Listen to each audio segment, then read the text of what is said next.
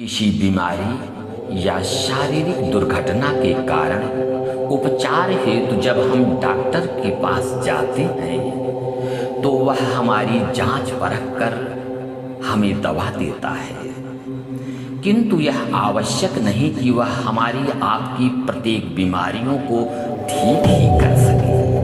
कभी कभी वह भी हार जाता है और अंत में जवाब दे देता है।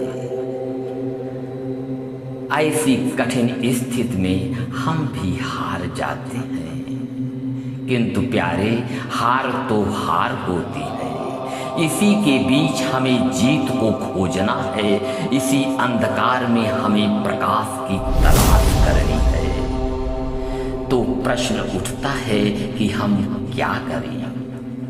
मेरे प्यारे, ऐसी विषम स्थिति में उस परम शक्ति की शरण में चले जाएं। उसे चाहे आप ईश्वर कहें या माँ दुर्गा, हनुमान कहें या श्री राम, सद्गुरु कहें या अन्य कोई, जिसमें आपकी पूर्ण श्रद्धा व विश्वास हो। यदि न भी हो तो प्यारे अब बचा ही क्या है। हृदय की तड़प के बीच उसे पुकार लगाएं। वही तो अपना है, जन्म जन्म से हमारा उसका नाता रहा है। यह जगत तो सिर्फ खेल खिलौना है, हम उसे भूले हुए हैं। वह तो सदा चाहता है कि मुझे मेरा बच्चा पुकारे तो वे तो दौड़ कर चले आते हैं। पूर्ण समर्पण व पूर्ण निष्ठा ही उनकी प्रसन्नता है। ऐसी स्थिति में बार बार हृदय से निवेदन करें, क्षमा याचना करें और मन में पूर्ण विश्वास रखें कि भगवान इस समय हमारे हर शब्द को सुन रहे हैं। उनमें लीन हो जाएं। आपकी प्रार्थना में प्यारे आपके हृदय की आवाज में एक तड़प होनी चाहिए, एक व्याकुलता होनी चाहिए। वह सुनेगा, निश्चित सुनेगा। हे प्रकाशों के महाप्रकाश, हे बेसहारों के सहारा, हे प्रभु, इस समय संसार में अब आप ही हमारे हैं। पुकारें, हे प्रकाशों के महाप्रकाश, हे बेसहारों के सहारा, हे प्रभु, इस समय इस संसार में अब आप ही हमारे हैं।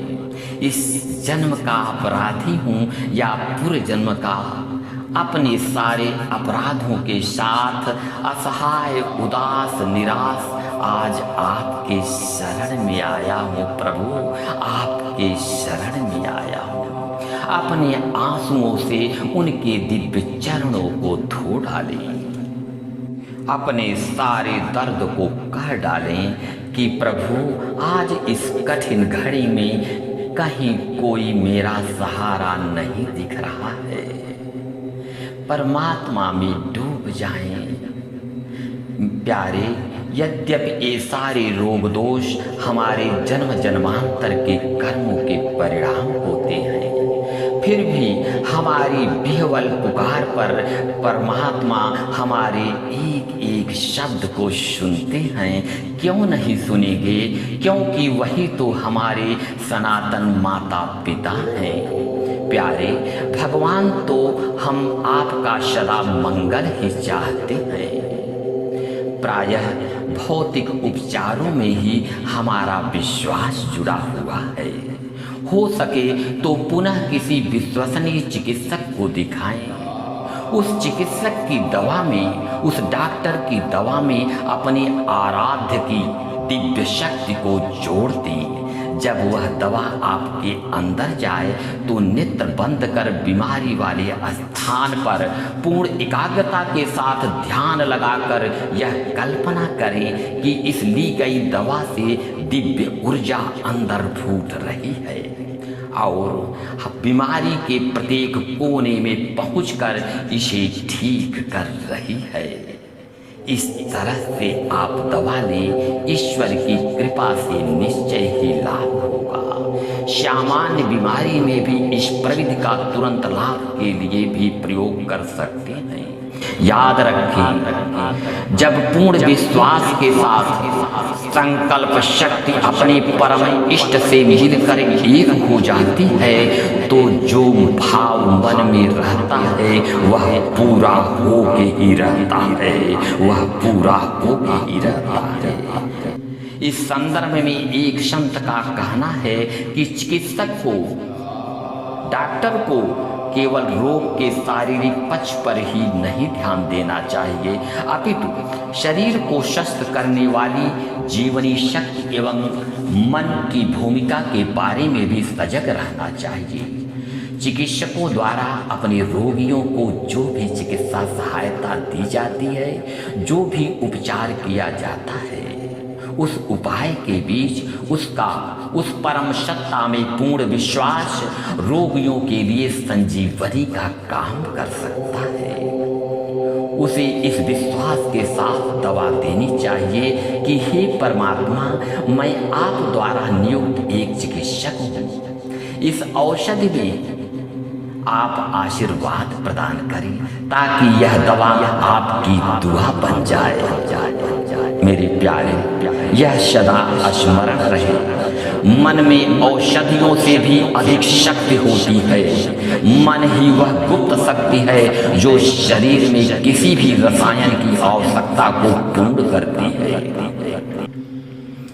हमेशा प्रसन्न रहने का प्रयास करें, इससे शरीर की प्रत्येक कोशिकाएं प्रफुल्लित रहती हैं। एक कोशिकाएं हमारी मनोदशाओं पर निर्भर करती हैं।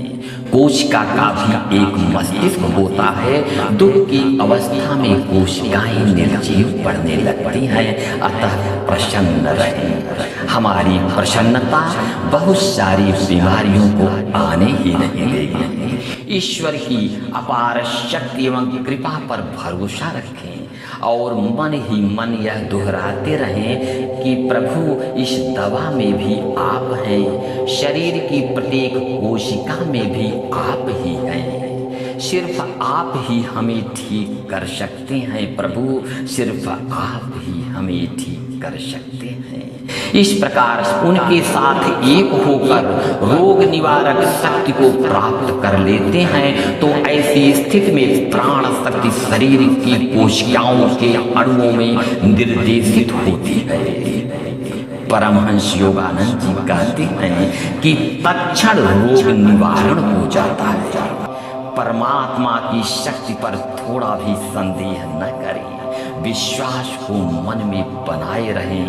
मंगल होगा, कल्याण होगा, मंगल होगा, कल्याण।